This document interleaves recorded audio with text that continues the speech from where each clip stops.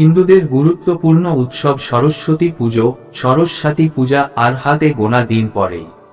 মূলত মাঘ মাসের শুক্লা পঞ্চমী তিথিতে বসন্ত পঞ্চমী, ভাসান্ত পঞ্চমী বা সরস্বতী পুজো হয়।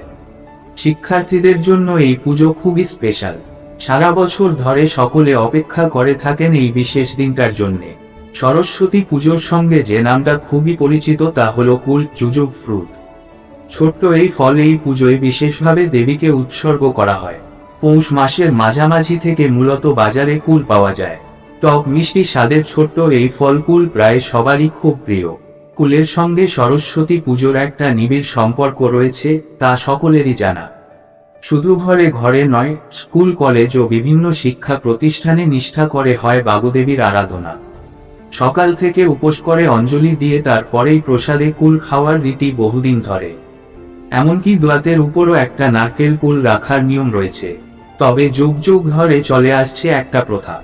বাড়ির বড়রা ছোটদের বলেন পুজোর আগে কুল খেলে দেবী সরস্বতী রুষ্ট হন।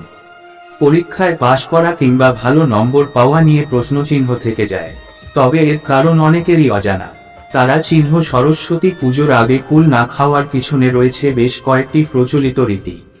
কৃষি প্রধান রাজ্য পশ্চিমবঙ্গ। হিন্দু ধর্মে কোনো মরশুমের প্রথম ফলই দেবতাদের উৎসর্গ করে খাওয়ার রীতি রয়েছে।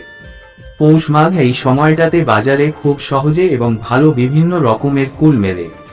আর সেই সময়ই পঞ্চমী তিথিতে হয় সরস্বতী পুজো। তাই বসন্ত পঞ্চমীতেই উৎসর্গ করে তা প্রসাদ হিসেবে খাওয়ার রীতি। তারা চিহ্ন প্রচলিত এই লোকাচারের পিছনে আরও একটি কারণ রয়েছে। বসন্তকালে বিভিন্ন রকমের রোগ দেখা দেয় চারিদিকে। সর্দি, কাশি, জ্বর, পেটের সমস্যা এই সময়ে ঘরে ঘরে লেগে থাকে। আগপাকা বা কাঁচা কুল বসন্তকালে খেলে পেটের সমস্যা হতে পারে। এছাড়াও এই ফল মারাত্মক টক হয় যা দাঁতের জন্য ক্ষতিকারক। তাই এটি খাওয়ার নিয়ম নেই সেই